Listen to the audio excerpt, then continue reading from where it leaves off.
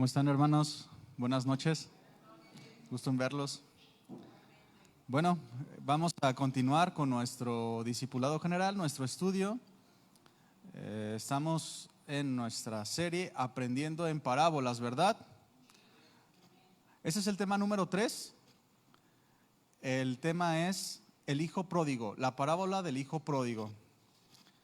¿Recuerda cuál fue la parábola de la semana pasada? El sembrador, la parábola del sembrador. Una parábola muy bonita, ¿verdad? Y bueno, a manera de introducción quisiera recordarles algunos aspectos importantes que vimos en el primer tema, en el tema introductorio que nos dio nuestro hermano Iván. Mis hermanos, es importante que entendamos que las parábolas de Jesús fue la manera del mensaje más característico de Jesús en su ministerio, de todo su mensaje. Vimos que las parábolas son difíciles de entender para quienes no son espirituales o para quienes no son nacidos de nuevo.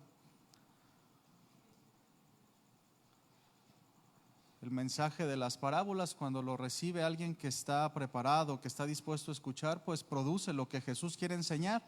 Más para los necios, para los que no quieren escuchar un mensaje verdadero, pues es imposible poder aprender. Vimos, Iván nos enseñaba que tenemos que entender las parábolas por la razón que fue dada. Cuando Jesús hablaba una parábola, solo quería expresar una verdad. Y bien, se dan algunos detalles en las parábolas, algunas características, pero son para que las podamos entender, no refieren un significado especial o profundo. Eso es un general de cómo tenemos que ver las parábolas, cómo las tenemos que, cuando nos encontremos con una parábola en nuestras lecturas diarias, pues esas son las claves para poderlas interpretar y no desviarnos, ¿verdad? Y respecto a la parábola del sembrador que aprendíamos la semana pasada, pues vimos que fue la primer parábola que Jesús dio, la primer parábola registrada en la Escritura, y marca la introducción a las demás enseñanzas en parábolas. Su propósito fue hablarles a quienes ya seguían a Jesús porque lo escuchaban, porque veían sus milagros, veían lo que hacía, cómo hablaba, y fue dada para que cada uno de los oyentes pudiera identificar en los 4 tipos de oyentes que explicó Jesús. Vimos que eran 4 tipos, ¿verdad? Pero que se resumían solo en 2, en los que son nacidos de nuevo y los que no son nacidos de nuevo, ¿verdad? Los que producen fruto y los que no producen fruto. Y bueno, vamos a iniciar con nuestra parábola del hijo pródigo. Esta parábola, mi hermano, junto con la del buen samaritano, son las más conocidas y las más citadas por nosotros los cristianos. Se usa casi siempre cuando alguien se va de la iglesia y luego regresa. Ya viene el hijo pródigo, ¿verdad? O se usa también como advertencia cuando alguien se va o cuando alguien se deja la enseñanza de Jesús, le dice: vas a regresar como el hijo pródigo y te va a ir mal y vas a regresar. También como esperanza para quienes rechazan el evangelio cuando supuestamente lo habían aceptado, y les dice: no te preocupes, mira, tu hijo, tu esposa, tu esposo, tu amigo va a regresar como el hijo pródigo. Esta parábola es tan representativa que a lo largo de la historia se ha interpretado en cuadros, en dramas musicales, en películas, esculturas, canciones, libros, poesías, teatro. Pero vamos a entender el día de hoy lo que realmente Jesús quería enseñar cuando nos da esta parábola. Debemos entender, como veíamos al principio, que Jesús, cuando daba una parábola, solo quería enseñar una sola verdad, un solo mensaje. Es importante también, mis hermanos, decirles que esta parábola del hijo pródigo se encuentra solamente en el Evangelio de Lucas. Habla su Biblia, por favor, en Lucas 15.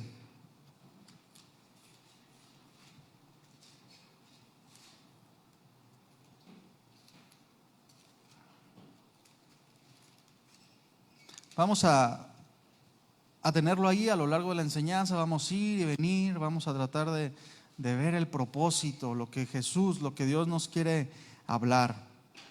Entonces, esta parábola solo viene en este evangelio. De manera especial, este evangelio en general, escrito por Lucas. Lucas es un médico que trata de acomodar, en este evangelio se trata de acomodar los eventos de la vida de Jesús de una manera ordenada. El propósito de Lucas fue ordenar todo lo que Jesús hizo, dijo, de una manera ordenada, cronológica. En Lucas 1, no lo busques, te lo voy a leer, dice Lucas 1, los primeros versículos, dice: después de haber investigado con diligencia, hablando Lucas, todas las cosas desde su origen, las escribiré por orden, oh excelentísimo Teófilo, para que conozcas bien la verdad de las cosas en las cuales has sido instruido.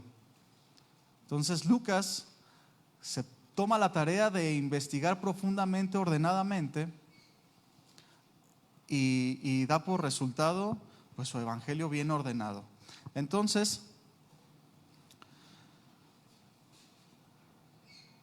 les digo esto porque es importante que veamos el contexto de donde Jesús habla esta parábola. Esta parábola es parte de un mismo tema, de un mismo acontecimiento, donde Jesús enseñó 3 parábolas diferentes.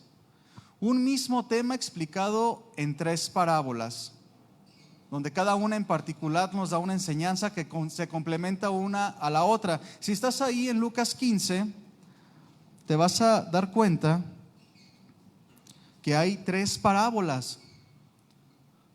Una es la de la oveja perdida, la moneda perdida y el hijo pródigo, que es la que vamos a ver hoy. Esas 3 parábolas en este capítulo nos hablan de un solo tema explicado de maneras diferentes. Cada una es importante, se tomarán las otras en diferentes días. Y vemos cómo Lucas, que trata de ordenar bien los acontecimientos de Jesús, él nos narra lo que rodea la parábola del hijo pródigo, que unos días antes, en el día del reposo, ahí en Lucas 13, no lo busques, en un sábado, Jesús se encuentra comiendo con un gobernante fariseo. Y como era natural, Jesús comiendo con un fariseo, pues lo estaban acechando, ¿verdad? Estaban viendo de qué manera tropezaba, lo estaban tentando con preguntas, estaban a la expectativa, estaban fingiendo nada más, lo invitaron a comer nomás para estarlo molestando. Lo estaban acechando por si encontraban algún delito para apresarlo. Ya era el deseo de los fariseos apresarlo. Qué perversos, ¿verdad? Invitan a comer a Jesús para acecharlo, con malas intenciones. Y bueno, sabemos que Jesús lo entendía, lo sabía, y aún así estaba con ellos. Se nos narra, el contexto es que Jesús estaba ahí en esa comida y se presenta delante de él un hombre hidrópico, es decir, que estaba hinchado en su cuerpo por exceso de líquidos que retenía, tenía inflamaciones en exceso. A lo que Jesús, rodeado de estos fariseos que lo habían invitado a comer, les pregunta, viendo al hombre, les pregunta a ellos: ¿es lícito sanar el día de reposo? A lo que ellos callaron. Entonces este es el contexto. Dice Lucas 14, 4, 6, dice: mas ellos callaron, y él tomándole, le sanó y le despidió. Y dirigiéndose a ellos, dijo: ¿quién de vosotros, si su asno o buey cae en algún pozo, no lo saca inmediatamente, aunque sea el día de reposo? Y no le podían replicar estas cosas, es decir, no le contestaron nada. Más adelante se ve a Jesús enseñando nuevamente a multitudes que le seguían. Enseñaba acerca del costo de seguirle. Y es entonces cuando se da el lugar al momento donde Jesús nos da estas 3 parábolas que vimos. Ahí en Lucas 15 dice: se acercaban a Jesús todos los publicanos y pecadores para oírle. Estamos en Lucas 15:1. Lo repito, dice: se acercaban a Jesús todos los publicanos y pecadores para oírle, y los fariseos y los escribas murmuraban diciendo: este a los pecadores recibe y con estos come. Hace unos días Jesús estaba comiendo con los fariseos y lo estaban acechando, solo lo estaban haciendo molestar, lo querían hacer caer. Y ahora Jesús se acerca con los publicanos y los pecadores. Estos publicanos eran personas judías que se dedicaban a cobrar los impuestos a los judíos para Roma. Entonces los fariseos o los líderes espirituales los veían mal, como si fueran vendidos, traicioneros, porque les cobraban impuestos. Tenían mala fama, aparte, pues estos eran ladrones, ¿verdad? Este tipo de personas es como Mateo, un recaudador de impuestos, que los judíos pues rechazaban y tenían fama de ladrones. Para este entonces, ya en muchas ocasiones, la élite religiosa, los principales, los sacerdotes, se disgustaban al ver cómo Jesús convivía con aquellos que ellos consideraban despreciables. Y Jesús pues atrae a todas las personas con sus enseñanzas y sus señales. Era algo notorio, era algo diferente en aquellos tiempos. Porque estos publicanos y estos pecadores a los que refiere la Escritura, pues eran rechazados todo el tiempo. Eran menospreciados por todas las personas judías. Pero Jesús, de una manera sorprendente, viene y se les acerca. Quiere comer con ellos, los busca. Era algo diferente. Porque los fariseos, los líderes religiosos, los encargados de ministrar y ver por el pueblo, pues no se preocupaban por estas personas. No se preocupaban por su alma, por su enseñanza, mucho menos por su salvación. Estos religiosos, celosos de la ley y de sus propias tradiciones y costumbres, evitaban acercarse a todos ellos para no contagiarse con su estilo de vida, decían. Lo que ellos no podían ver por su religión y por su manera de vivir elitista es que el deseo de Dios también era el deseo de Dios que se amara también a los marginados, a los pecadores, y que su salvación también les alcanzaría a ellos. Pero ellos se creían privilegiados, se creían por encima de los demás, creían que Dios era solo Dios de ellos y nada más. Y fue el mensaje que Dios les dio a través de todos los tiempos, pero ellos lo rechazaban. Y Jesús vino a acentuar que la salvación era para todos. Pero los judíos lo rechazaban esto porque ellos querían seguir viviendo de su manera elitista. Qué falta de compasión, ¿verdad?, de los líderes espirituales.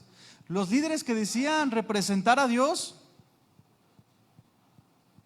y presentaban ante el pueblo un Dios arbitrario, un Dios elitista, que menospreciaba a algunos y exaltaba a otros. ¿Eran estos hombres verdaderamente una pésima representación?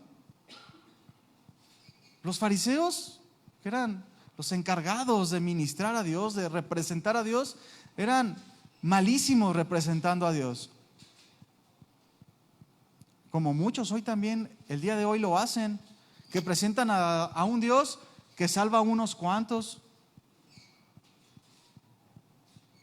Es una mala representación, no es el mensaje del Evangelio. Y en contraste, aquí está Jesús. Buscaba mostrar compasión, buscaba servir, hacer misericordia. Llamaba a todas las personas. Ahí va Jesús y le seguían multitudes y les enseñaba a todos, se tomaba el tiempo, jornadas largas, y ahí estaba Jesús enseñando, mientras que los sacerdotes se peleaban por quién era el mejor. Curiosamente, los fariseos rechazaban a los publicanos porque cobraban los impuestos para el César, pero ellos mismos se asociaban con los romanos para buscar posiciones más altas. Tenían una doble moral. Pensaban que ellos solamente que Dios les iba a pasar por alto todo a ellos porque eran especiales. Pero Jesús vino a traer un pensamiento mayor. En este contexto es cuando Jesús les habla de estas tres parábolas. Y en esta última parábola, que es lo que nos va a ocupar el día de hoy, es la más extensa de estas tres. También en las dos parábolas anteriores, tanto en la de la oveja perdida y la moneda perdida, en estas parábolas se enfatiza el amor del Padre al buscar al perdido. Pero en esta tercera parábola se pone el énfasis en el amor con el que Dios lo recibe o como el Padre recibe. Ahí en Lucas 15, 11, 32, vamos a leer la parábola y dice así. También dijo, un hombre tenía 2 hijos y el menor de ellos dijo a su padre, Padre, dame la parte de los bienes que me corresponde. Y les repartió los bienes. No muchos días después, juntando todo, el hijo menor se fue lejos a una provincia apartada. Y allí desperdició sus bienes viviendo perdidamente. Y cuando todo lo hubo malgastado, vino una gran hambre en aquella provincia y comenzó a faltarle. Y fue y se arrimó a uno de los ciudadanos de aquella tierra, el cual le envió a su hacienda para que apacentase cerdos. Y deseaba llenar su vientre de las algarrobas que comían los cerdos, pero nadie le daba. Y volviendo en sí dijo, ¿cuántos jornaleros en la casa de mi padre tienen abundancia de pan? Y yo aquí perezco de hambre. Me levantaré e iré a mi padre y le diré, Padre, he pecado contra el cielo y contra ti. Yo no soy digno de ser llamado tu hijo. Hazme como a uno de tus jornaleros. Y levantándose vino a su padre. Y cuando aún estaba lejos, lo vio su padre y fue movido a misericordia y corrió y se echó sobre su cuello y le besó. El hijo le dijo, Padre, he pecado contra el cielo y contra ti, y ya no soy digno de ser llamado tu hijo. Pero el padre dijo a sus siervos, sacad el mejor vestido y vestidle, y poner anillo en su mano y calzado en sus pies, y traed becerro gordo y matadlo, y comamos y hagamos fiesta, porque mi hijo muerto era y ha revivido, se había perdido y es hallado. Y comenzaron a regocijarse.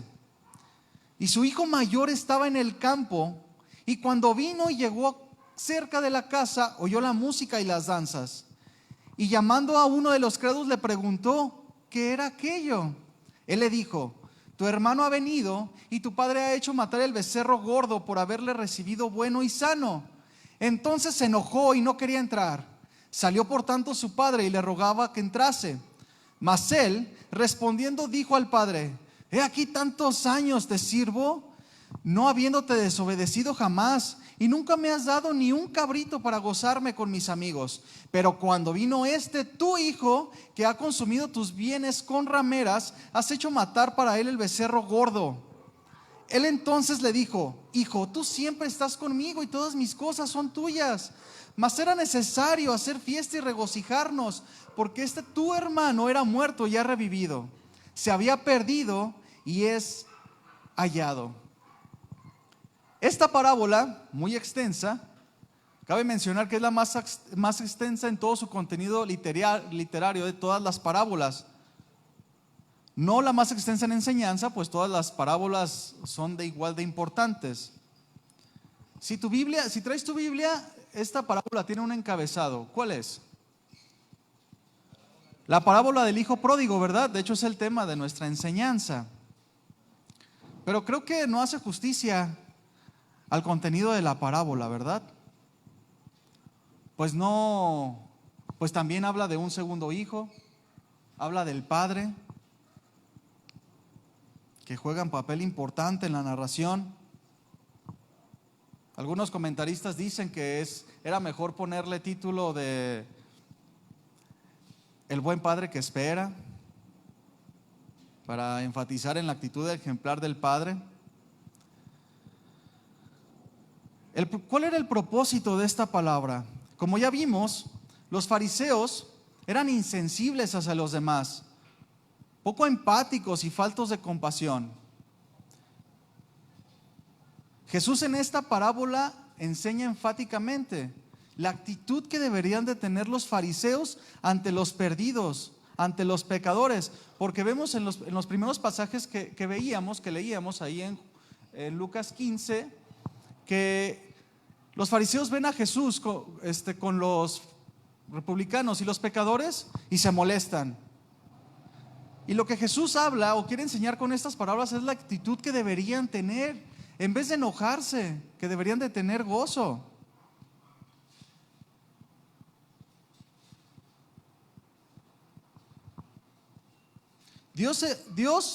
Jesús, Dios el Padre está representado en esta parábola como aquel que tiene 2 hijos. El menor de ellos tipifica al pecador arrepentido, mientras que el hijo mayor ilustra a los escribas y los fariseos. Y las palabras con las que termina esta parábola son la clave. Si vas a Lucas 15:32 dice: mas era necesario hacer fiesta y regocijarnos, porque tu hermano era muerto y ha revivido, se había perdido y es hallado. Denota un gozo, denota felicidad, había fiesta. ¿Y cómo estaban los fariseos?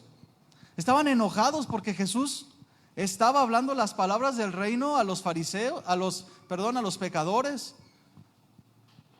a los publicanos.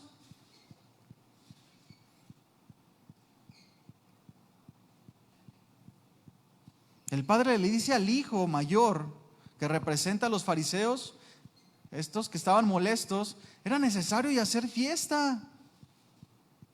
Y no lo dice solamente en primera persona, es que quería hacerle una fiesta a él. Dice, es necesario que estemos en fiesta. Lo incluye. Es necesario que tú también hagas fiesta y te regocijes. Es como decirle, ¿qué no estás viendo lo que acaba de pasar? Tu hermano, que lo dábamos por muerto, regresó y tú estás enojado. Y claro que no veía, no entendía. Estaba pensando en él solamente, como si él mereciera todo y su hermano nada. La actitud de los fariseos, ellos se creían los únicos merecedores. Esperaban al Mesías, pero solo el Mesías que les iba a salvar a ellos, nada más.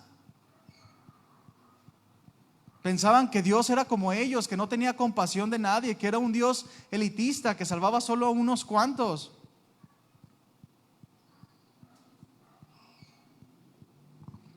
Los fariseos sumamente molestos, indignados, porque Jesús buscaba a los pecadores y a los extraviados.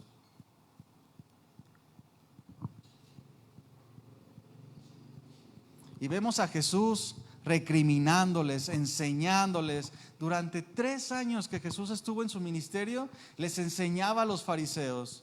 A veces les hablaba fuerte, a veces con ternura. Pero aún así, de la manera que Jesús les hablara, ellos nunca quisieron entender. La intención de Jesús nunca fue juzgarlos como su pueblo y desecharlos. Pero pasaron 3 años y ellos nunca quisieron entender de ninguna manera. Ahora Jesús les habla en parábolas de que tenían que tener gozo, porque Jesús había venido también por los pecadores, por los publicanos. ¿Y cuál fue el resultado? Fariseos que se levantaron para matar a Jesús un tiempo después. No entendieron. Jesús, que venía a mostrar el carácter del reino, un pensamiento mayor donde el egoísmo no cabe. Y estos fariseos eran egoístas, vanidosos y elitistas. No les importaba a nadie más que ellos.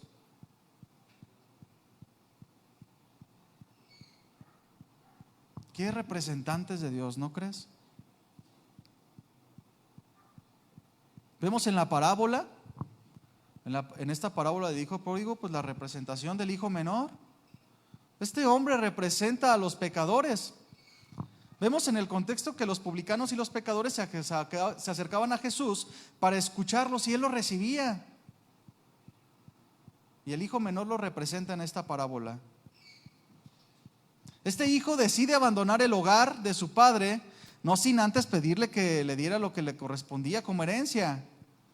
Y cuando lo recibe, dice la escritura que leímos, que se fue lejos y vivió como él quiso. Gastó todo lo que le había dado su padre. Y nos dice la escritura enfáticamente que vivió perdidamente. Y cuando entonces se encontró sin nada, atribulado, cuando tocó fondo, se acordó de su padre, de su hogar y quiso regresar. ¿Qué podemos hablar de este hombre? El hijo menor, el hijo pródigo. Creo que cada uno de nosotros sabe mucho acerca de él. ¿No es verdad? Porque vivimos, como dice la Escritura, que él vivió perdidamente. Fuimos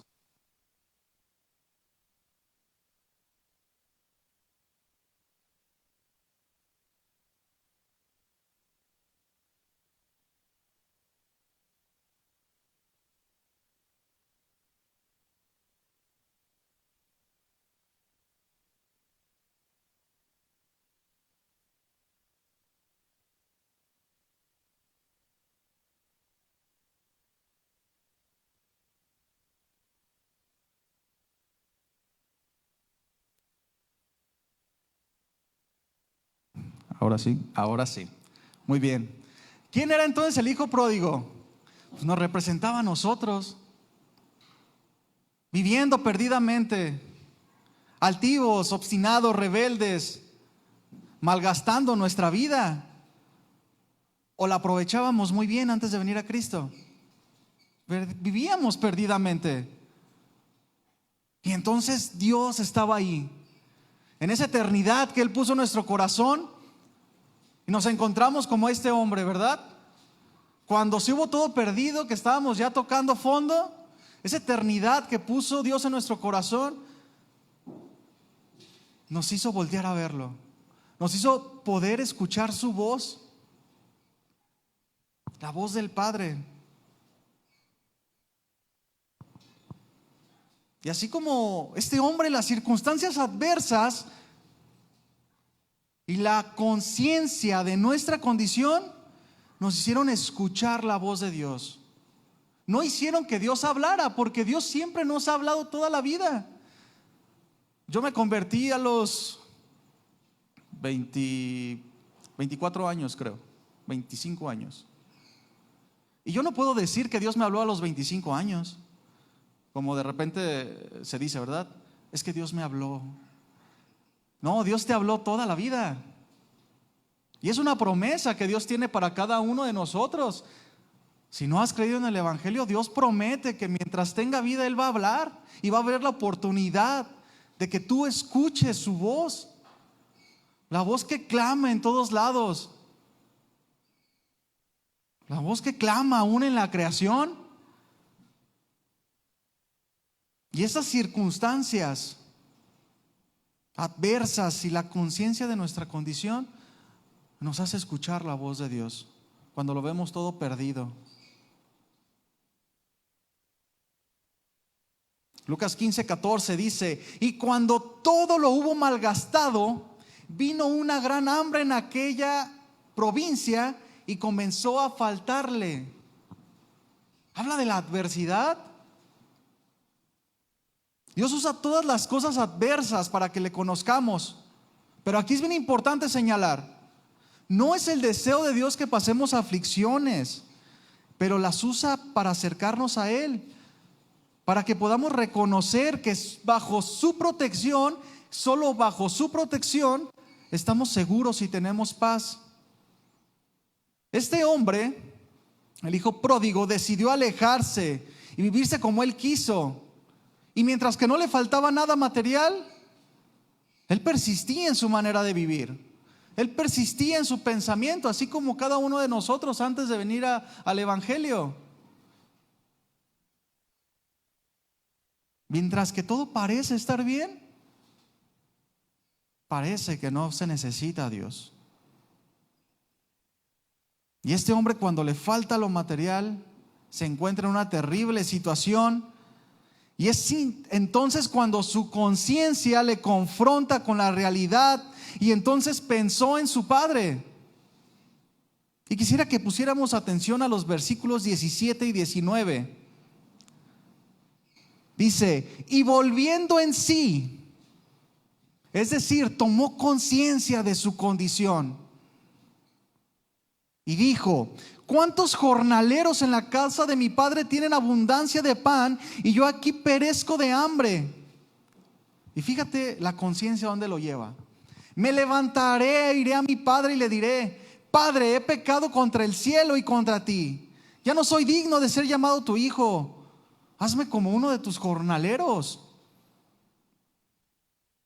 Es a través de la conciencia que este hombre manifiesta arrepentimiento, porque primero reconoce su condición, enseguida se arrepiente.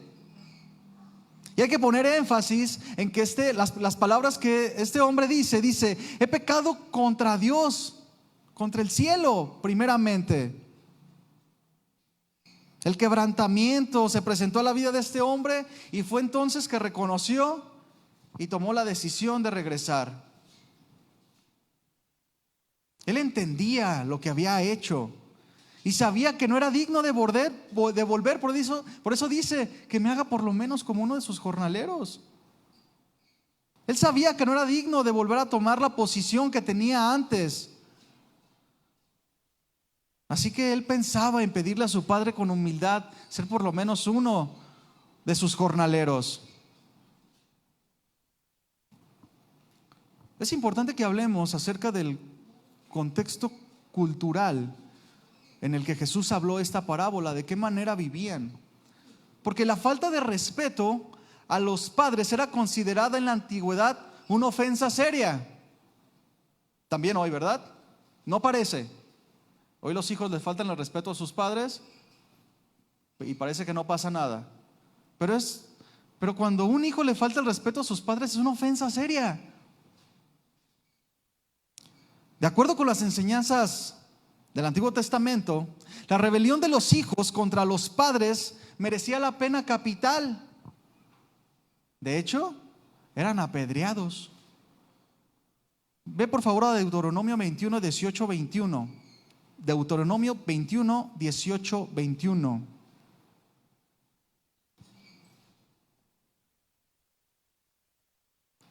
Este hijo pródigo este hijo menor sabía que no era digno de regresar con su padre. Sabía la falta de respeto que le había hecho.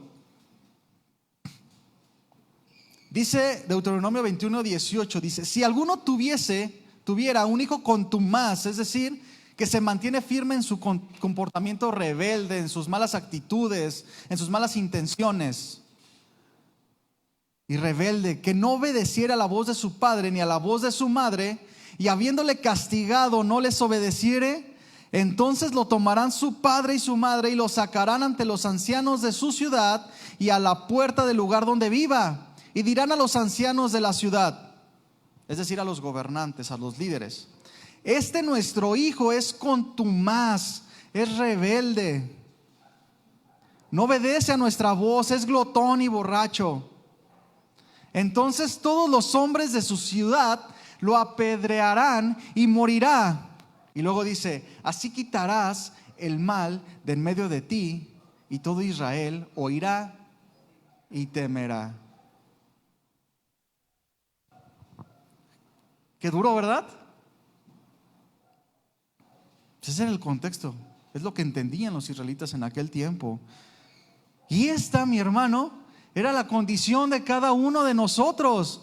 Al igual que el hombre de la parábola, así éramos nosotros, ¿no es verdad? Pero Dios hizo misericordia con nosotros, y eso le produjo gozo, le produjo felicidad. El hijo pródigo, como se llama esta parábola, la palabra pródigo quiere decir aquel que desperdicia y consume su hacienda, sus posesiones, gastándolas inútilmente, sin medida ni razón, que desperdicia generosamente su vida y toda cosa estimable. Es decir, esta es la palabra del hijo que desperdició lo que su padre le dio, que desperdició su vida. Miqueas 7, 18, 19.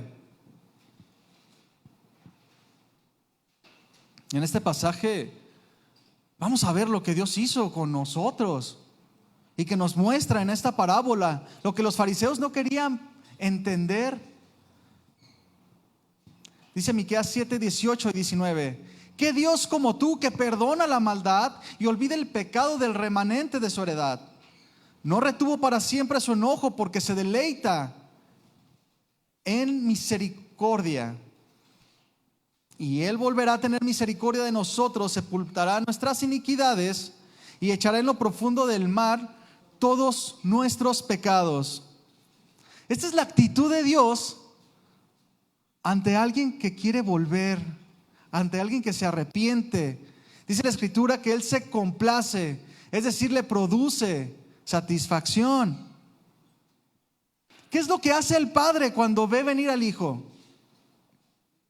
Empezó a mover la cabeza. Ay, ahí viene este. Qué bueno que viene para hablarles a todos y que lo apedreen. ¿Se lo merecía? Ahora otra pregunta. Nosotros nos merecíamos también morir, ¿no es cierto?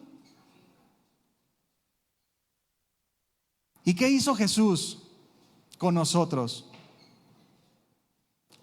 Lo mismo que pasa aquí en Lucas 20, 24, Lucas 15, 20, 24. Ahí seguimos en la parábola del hijo pródigo. Dice el versículo 20: y levantándose vino a su padre, y cuando aún estaba lejos, lo vio su padre, y fue movido a misericordia.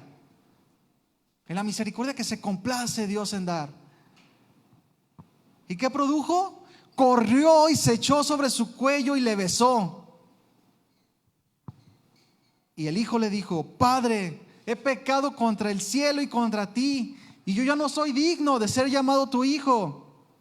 Pero el padre dijo a sus siervos: sacad el mejor vestido y vestidle, y ponerle anillo en su mano y calzado en sus pies. Traigan el becerro gordo y mátenlo, y comamos y hagamos fiesta, porque mi hijo muerto era y ha revivido, se ha perdido y es hallado. Y comenzaron a regocijarse. Corrió y se echó sobre su cuello y le besó. En aquellos tiempos el correr era considerado como impropio y hasta vergonzoso para las personas adultas, porque usaban túnicas y con el movimiento se mostraban las piernas o las partes íntimas, que no le importó al padre. Corrió. Y luego dice: saquen el mejor vestido y pónganselo, pongan anillo en su mano y calzado en sus pies. Naturalmente el hijo venía descalzo, en una muestra de la condición en la que vivía. Ya no tenía nada de valor. Y entonces su padre inmediatamente comienza a vestirle con ropas especiales, le pone anillo, le pone calzado. Y traigan el becerro gordo y mátenlo, para hacer una fiesta, una celebración especial. Y esta actitud del padre es admirable, porque es la actitud que Dios tiene con los que se arrepienten, y lo transforma todo. Dios lo transforma todo, mi hermano. Ve por favor a Zacarías 3.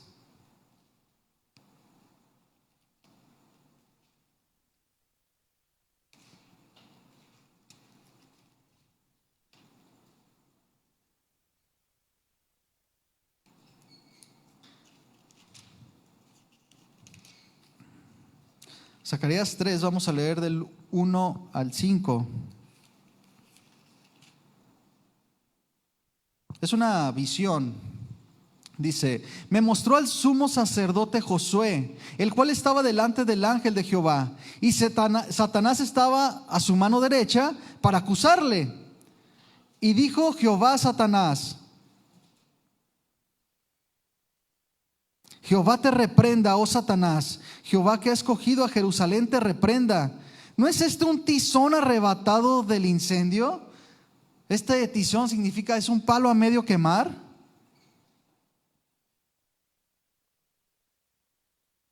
Y Josué estaba vestido de vestiduras viles y estaba delante del ángel. Y habló el ángel y mandó a los que estaban delante de él diciendo: quitadle estas vestiduras viles. Y a él le dijo: mira que he quitado de ti tu pecado y te he hecho vestir de ropas de galas. Después dijo: pongan mitra limpia, es decir, un turbante que denotaba autoridad, que denotaba sacerdocio. y pusieron una mitra limpia sobre su cabeza y le vistieron las ropas, y el ángel de Jehová estaba en pie. En esta visión que Dios le da a Zacarías, se ve al sacerdote Josué, que es sacado, como dice, como un tizón, un palo a medio quemar de un incendio. Y fue lo que pasó con nosotros. Así nos sacó Dios de la nada, de lo que estaba echado a perder. De ahí nos saca Dios. Y luego lo que pasa es impresionante. Le quita las vestiduras viejas y le pone vestiduras nuevas. Le pone una mitra en su cabeza como señal de sacerdocio. Lo que somos nosotros para Dios, ¿verdad? Somos el pueblo de Dios, una nación santa, un sacerdocio para Dios. Nos pone en un lugar de autoridad que no merecíamos. De lo mínimo y menospreciado, dice la Escritura, ¿verdad? Hizo cosas impresionantes con nuestra vida. El recibimiento del Padre da libertad, y no solo libertad, da honor.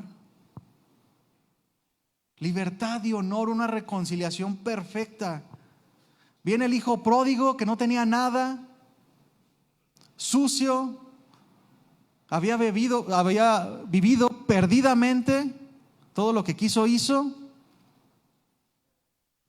y el padre corrió, lo besó, lo abrazó.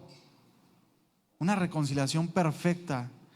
Inmediatamente comenzó a vestirlo, le puso anillo, hizo fiesta.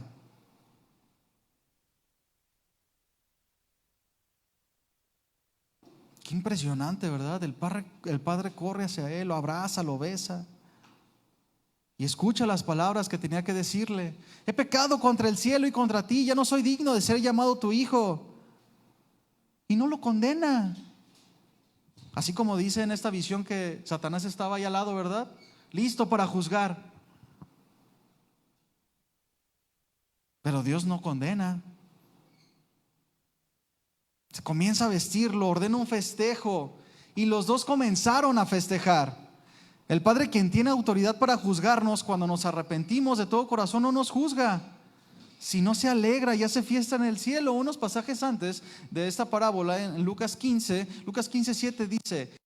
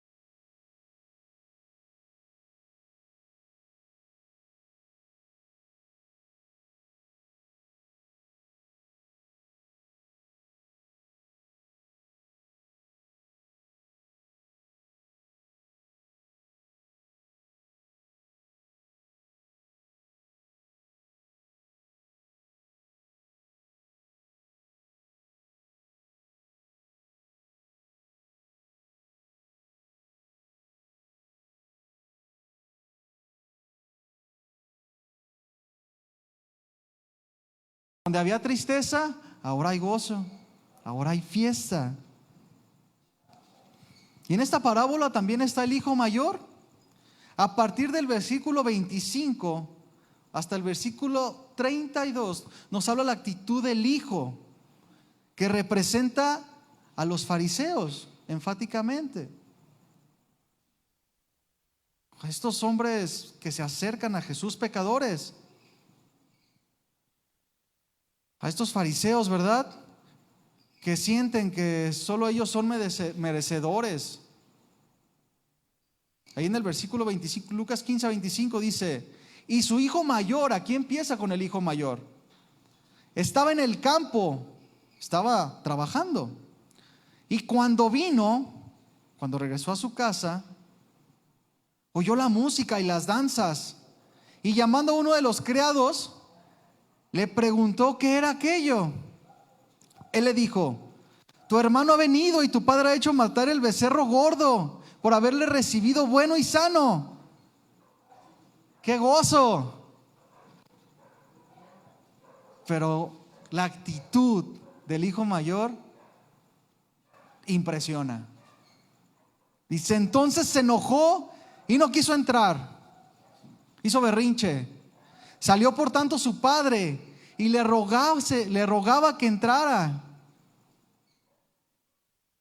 ¿Qué hizo el hijo mayor? Se enojó. No quiso entrar a la fiesta. No se alegró por su hermano. Y se me hace impresionante. Y era la misma actitud que los fariseos tenían ante los demás. Querían un Dios exclusivo para ellos, que les hiciera bien a ellos. Quería que los libertara de la opresión romana y que les diera privilegios. Y venían los pecadores, los publicanos. Jesús se les acercaba, les hacía milagros, les hablaba palabras del reino. Y decían: ¿y estos qué? El Mesías es de nosotros, no de los demás. Bien impresionante cómo dice que el padre entonces le ruega que entre a la fiesta. Inmediatamente él comienza a reclamarle. La misma compasión del padre cuando corre, se le echa al cuello, empieza a besar al hijo pródigo. Es la misma compasión con la que sale y le ruega al hijo mayor: tu hermano regresó. Entra a la fiesta y regocíjate con nosotros. El Salmo 103:13 dice, no lo busques: como el Padre se compadece de los hijos, se compadece Jehová de los que le temen. La compasión de Dios es para uno y para otro. Jesús quería hablarles estas parábolas a los fariseos, quería enseñarles la compasión que Él tenía por ellos, pero también con los pecadores. Versículo 29 dice: mas él respondiendo dijo al padre: he aquí tantos años te he servido, no habiéndote desobedecido jamás, y nunca me has dado ni un cabrito para gozarme con mis amigos. Versículo 30 dice algo bien impresionante. Dice: pero cuando vino tu hijo, ¿por qué no dijo cuando vino mi hermano? Parece que no lo quería, ¿verdad? Que ha consumido tus bienes, ya no los hizo suyos, ¿verdad? Tu hijo, tus bienes, con las rameras has hecho matar para el becerro gordo. No entendió que fue la expresión del padre, del gozo que sentía por haber visto regresar a su hijo. ¿Cómo crees que sintió el hijo pródigo? Pues feliz, ¿verdad? Él esperaba ser contratado como uno de sus jornaleros, nada más. Pero el padre lo recibe de una manera impresionante. Y dice que se comenzaron a regocijar. Pero ¿cuál fue la actitud del hijo mayor? No corrió a abrazar a su hermano, ¿verdad? Qué bueno que regresaste. ¿Cuántas veces te fui a buscar? Parecía que no le importaba, que no lo amaba. No amaba a su prójimo, ¿verdad? El hijo mayor sacó la frustración, el orgullo, la rebelión oculta, porque dice: siempre he trabajado para ti. Pero se queja porque su hermano se había ido y ahora regresaba, y él estaba gozoso, pero él no evidenció su corazón. El hijo pecador que regresa de una manera maravillosa, el padre lo recibe. Y este hijo mayor, con amarguras en su corazón, los dos actuaron mal. Uno se fue y vivió desenfrenadamente en el pecado, y el otro vivía ocultamente desenfrenado. Tal vez no en acciones, pero sí en su corazón. Esta es la representación de los judíos que Jesús les quiere mostrar. Los judíos, los fariseos, hombres intachables en su parecer, pero eran incapaces de sentir compasión por los demás. Ponían su mirada en todo lo que hacían y se esforzaban por verse bien, por hacerlo bien, pero su actitud no era buena. Cuando estaba meditando yo en el hijo mayor, Dios me llevó a un pasaje que refleja un poco su actitud. Ahí en 2 de Crónicas 25:2 habla de, si quieres yo te lo leo. Dice, habla de Amasías, el rey Amasías. Dice que él hizo lo recto ante los ojos de Dios. Y luego dice, pero no de perfecto corazón. Estaba lleno de obras. Hizo lo aparentemente bueno, pero su corazón estaba lejos de Dios. Lo hizo por obligación. Así el hijo mayor le dice, yo siempre he trabajado para ti. Nunca te he desobedecido. Pero ¿cómo estaba su corazón? ¿Cómo estaba el corazón de los fariseos en aquel momento? ¿Eran buenos representantes de Dios? ¿Hacían todo? ¿Ofrendaban? Ofrendaban más que todos. ¿Hablaban la palabra de Dios? Todo el tiempo hablaban la palabra de Dios. Iban a las sinagogas todos los sábados. Oraban todo el tiempo. Hacían buenas obras impresionantes, pero no de recto corazón. Tantas cosas hermosas que tenían, que tenía el pueblo de Dios y tiene hasta el día de hoy, y no eran capaces de sentir compasión por los pecadores que también se querían acercar a Jesús. Hacían todo bien y se veían perfectos, túnicas impresionantes, un lenguaje perfecto, especial, pero no tenían el corazón de Dios. Es lo que Jesús le quiere mostrar a los fariseos con estas palabras, que hacían lo que hacían por su propio bien, porque tenían un compromiso con ellos mismos de verse bien con su religión, pero no con Dios. No buscaban representar dignamente a Dios. Versículo 31, ahí en Lucas 15, seguimos con la parábola, dice, entonces le dijo, hijo, le dijo el padre, tú siempre estás conmigo y todas mis cosas son tuyas. Él era el hijo mayor, su heredad estaba confirmada. En aquellos tiempos el hijo mayor tenía derecho a las 2/3 partes de la herencia. Realmente todo era de él.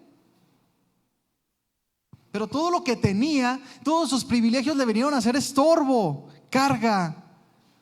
No fue de bendición. No tuvo capacidad de sentir gozo por su hermano que regresaba.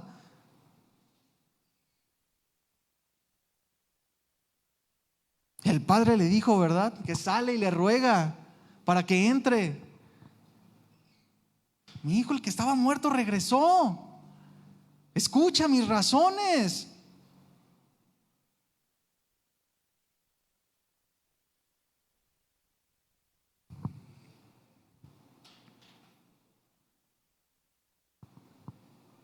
Para el hijo mayor estaba reservado lo que era mejor todavía. Era una fiesta, había matado al becerro gordo, pero el hijo mayor tenía más privilegios.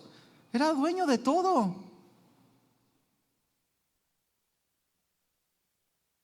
Pero el ver que a su hermano también lo hicieron parte, le quitó el gozo y cerró su corazón.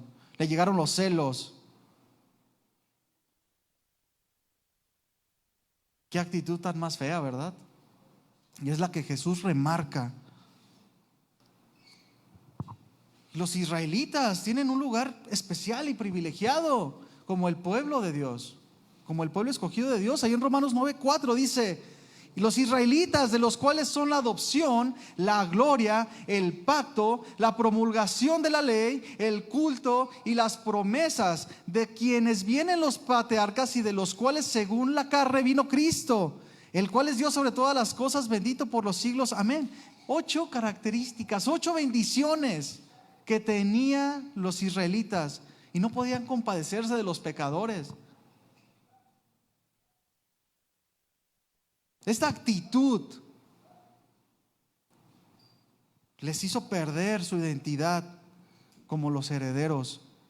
Tenían muchos beneficios, pero no los podían ver porque su actitud les cegaba.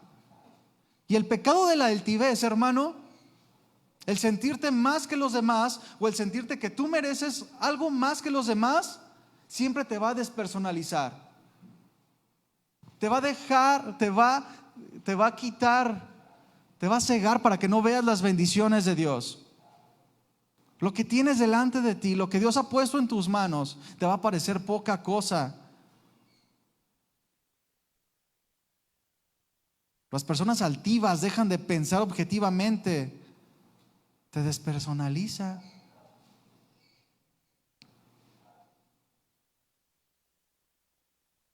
Es como si el padre de estos 2 hijos a uno le diera 1,000 pesos, ¿verdad?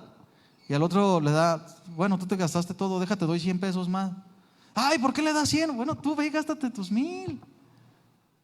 Y nosotros se enojan, no, pero es que, ¿por qué? ¿Y por qué le das a él? ¿Y por qué yo? ¿Y por qué a mí no más? Te hace perder la bendición de lo que tienes en tu mano.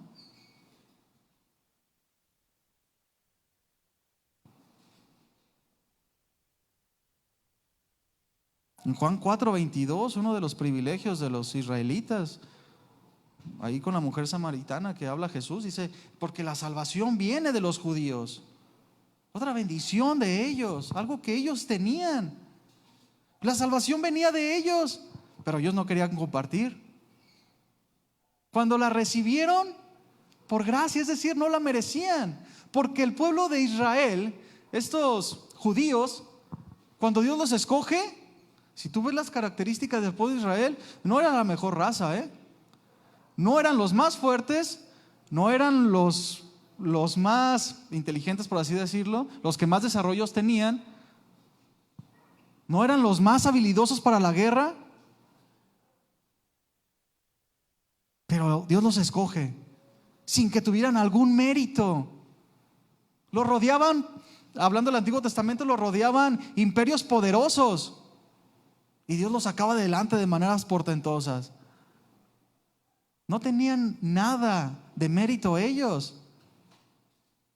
pero el necio corazón, la altivez, el sentirse más que los demás, los llevó a pensar que ellos merecían y parecía que Dios les debía algo, ¿verdad?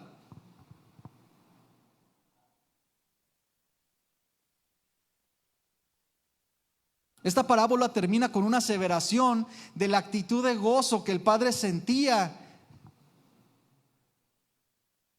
y de la cual quería hacer partícipe al hermano mayor, que le quería hacer entender. Era como, ¿por qué no le entiendes? Sé parte de esto. Dice el versículo 32, mas es necesario hacer fiesta y regocijarnos. Le está diciendo, es necesario que vengas y te regocijes, porque tu hermano era muerto y ha revivido, se había perdido y es hallado. Y su actitud le cegó, le impidió ver la realidad. No pudo entender que era su hermano el que había regresado, con el que había crecido, con el que había compartido tantas cosas. Y este joven, el hermano mayor, es un ejemplo de trabajador. Dice que trabajó con su padre sin que alguna vez lo desobedeciera. Como que exageró, ¿verdad? Pero había algo dentro de él que lo había hecho altivo, rebelde. Y hay ocasiones, mis hermanos, que las buenas obras nada más sirven para cubrir algo que está mal, una actitud, una amargura. Es como poner pintura en un muro que está agrietado y le pones pintura gruesa para que no se vea la grieta, pero la grieta no desaparece. Así son las buenas obras cuando no hay una buena actitud. O cuando ponen en un muro un cuadro para tapar una pared manchada. Como cristianos, ¿verdad? Que a veces usamos solamente una fachada, pero por dentro hay amarguras, frustraciones, están peleados con todos. Creemos que por venir a la iglesia somos más especiales porque leemos la Biblia y tenemos un entendimiento de lo que Dios nos ha, por su gracia, nos ha iluminado. Menospreciamos a veces a los demás.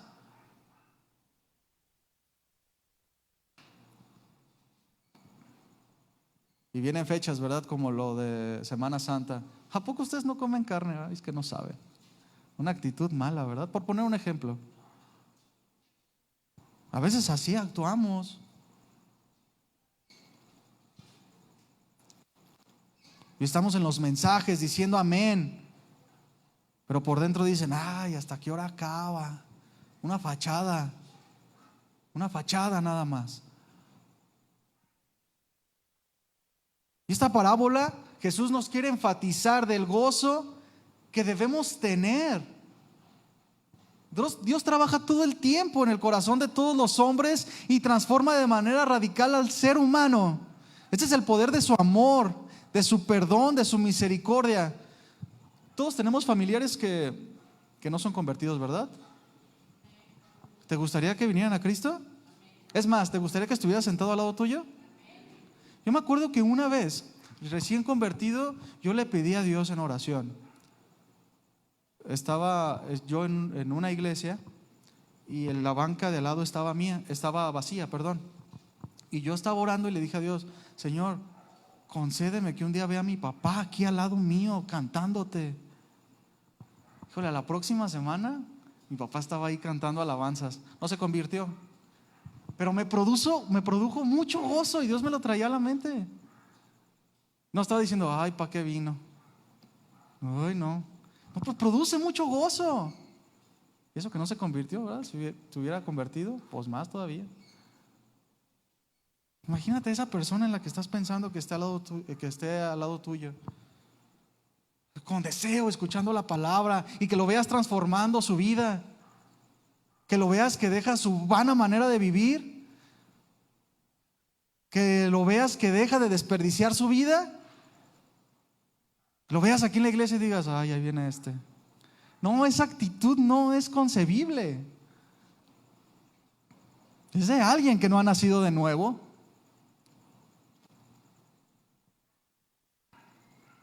La Escritura nos dice que Jesús vino a rescatar lo que se había perdido, lo que estaba extraviado. Y era muy evidente que los publicanos y los pecadores pues estaban extraviados. Era evidente. Pero también los fariseos estaban extraviados, porque no pensaban correctamente. Estaban divagando en su propia vanidad y elitismo. Estaban perdidos y Dios los quería hacer volver. Y ciertamente el que se fue, en la parábola, hablando de la parábola, el que se fue el hijo menor, pero también el mayor estaba extraviado. Dios celebra el regreso, la conversión de las personas desorientadas, perdidas. Y nosotros también debemos de tener esa actitud de alegría con la llegada de los pecadores al hogar de paz, de esperanza, donde hay transformación, donde hay restauración.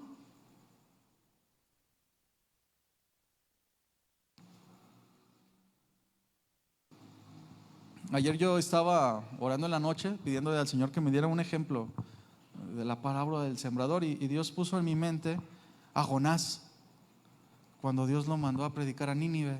Ahí en Jonás 3:10 dice que, antes de ir a Jonás 3:10, ya sabemos la historia, ¿verdad? Dios le pide a Jonás que vaya a Nínive.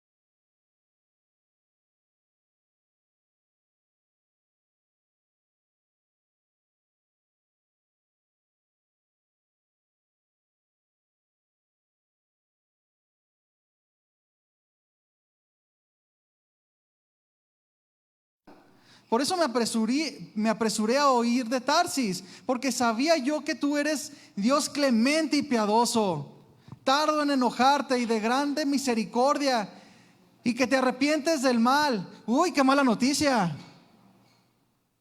Qué pésima noticia, ¿verdad? Que Dios es tardo en enojarse, es clemente y piadoso. Dice, ahora pues, oh Jehová, te ruego que me quites la vida. Qué ridículo, ¿verdad? Porque mejor me es la muerte que la vida. Y Jehová le contesta, ¿haces tú bien en enojarte tanto? Vemos la misericordia y la compasión de Dios de dos maneras. Tanto con los de Nínive, que sintió compasión y mandó a Jonás a que les predicara para que se convirtieran, pero también de este enojón. Porque pues era su Dios nada más, ¿verdad? La compasión a los dos, tanto uno como el otro. También Saúl y David. Saúl enojado porque David era usado por Dios en la batalla y delante del pueblo. Se enojó porque él nomás mató a 1000 y David a 10,000. Y eso que le beneficiaba a él.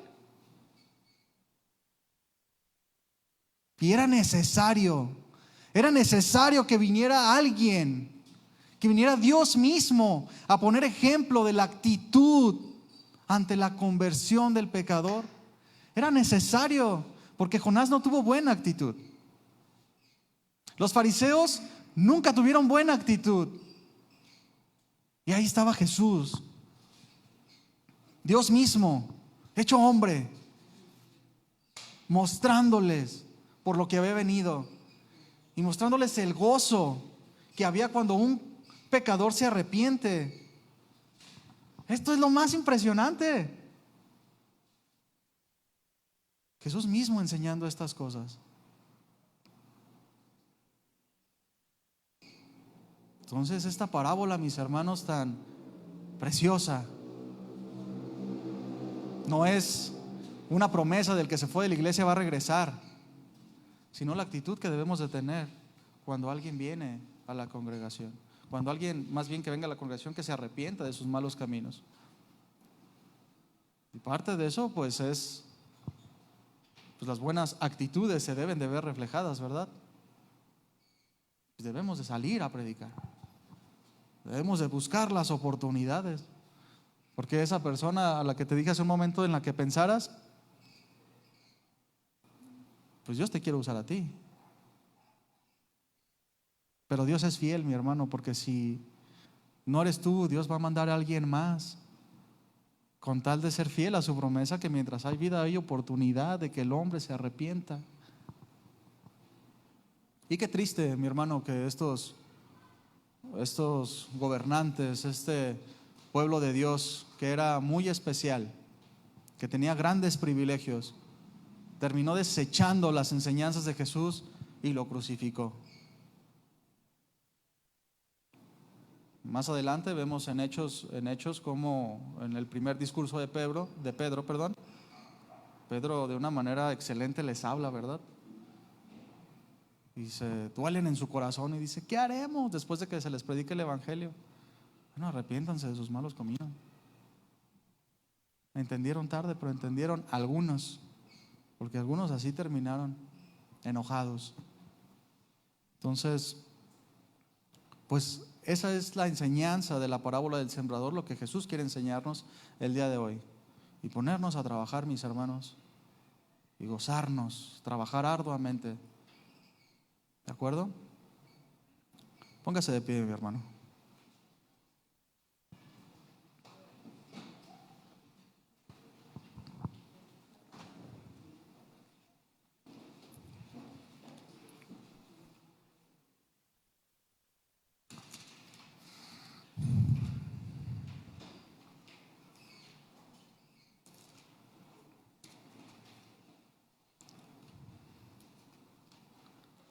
Bueno, pues vamos a dar gracias a Dios. Vamos a orar. Padre bueno, en el nombre de Jesús, queremos darte gracias por la enseñanza del día de hoy, que has dispuesto este tiempo. Has dispuesto tu palabra preciosa y queremos tomarla sabiendo que tú estás presente en este lugar. Tú eres testigo de lo que se habló y en ese temor queremos recibirla, Señor. Queremos aprender, queremos entender lo que verdaderamente tú nos hablas, lo que quieres formar en nuestro corazón. Que sabemos que tu deseo es que te conozcamos, porque esa es nuestra plenitud, esa es nuestra felicidad. Y quiero decirte que quiero conocerte más para cada día ser más feliz, porque yo entiendo que fuera de ti no hay felicidad. Guárdame, mi Señor, de no caer en una actitud reprobable delante de ti. Guárdame de no ser como estos fariseos a los que les hablaste hace tanto tiempo, que les quisiste mostrar el gozo que tú sientes cuando alguien se arrepiente. Ayúdanos a no ser duros, mi Señor. Ayúdanos a experimentar esta enseñanza en cabeza ajena de lo que tú hablaste y no en cabeza propia, para que no vengamos delante de ti avergonzados. Quiero decirte, mi Señor, que yo me gozo en tu salvación. Yo me gozo, Señor, en la vida que estás formando en mí, porque tú sabes de la manera en la que yo vivía y me has hecho regocijarme en ti. Tú conoces todo de mí, Señor, y puedo experimentar tu misericordia y me haces muy feliz, Señor. Ayúdame a no tener una actitud mala. Ayúdame a no esconderme como se escondían estos fariseos tras fachadas, tras obras, en un falso servicio, en un activismo. Guárdame de la rebeldía silenciosa que destruye. Gracias por venir y enseñarme que hay un amor que es superior. Gracias porque en cada uno de mis hermanos tú has dado un nuevo corazón que ama de una manera que yo jamás imaginé amar. Gracias porque me diste una familia que me alegro, Señor, de estar en medio de ellos. Estos somos, Señor, esta somos tu iglesia. Gracias porque tú tienes el mérito de todo. Tú eres Dios y gracias por estar aquí y en cada uno de nosotros, motivándonos, alentándonos y amándonos. Mi Señor, recibe toda la gloria, toda la honra. Tú eres el digno Dios al cual podemos aprender por tu fidelidad. Amén. Bien, mis hermanos, denle un aplauso a Dios.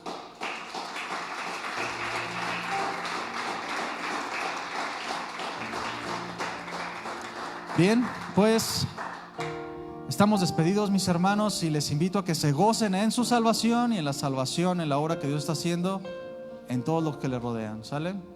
Dios le bendiga.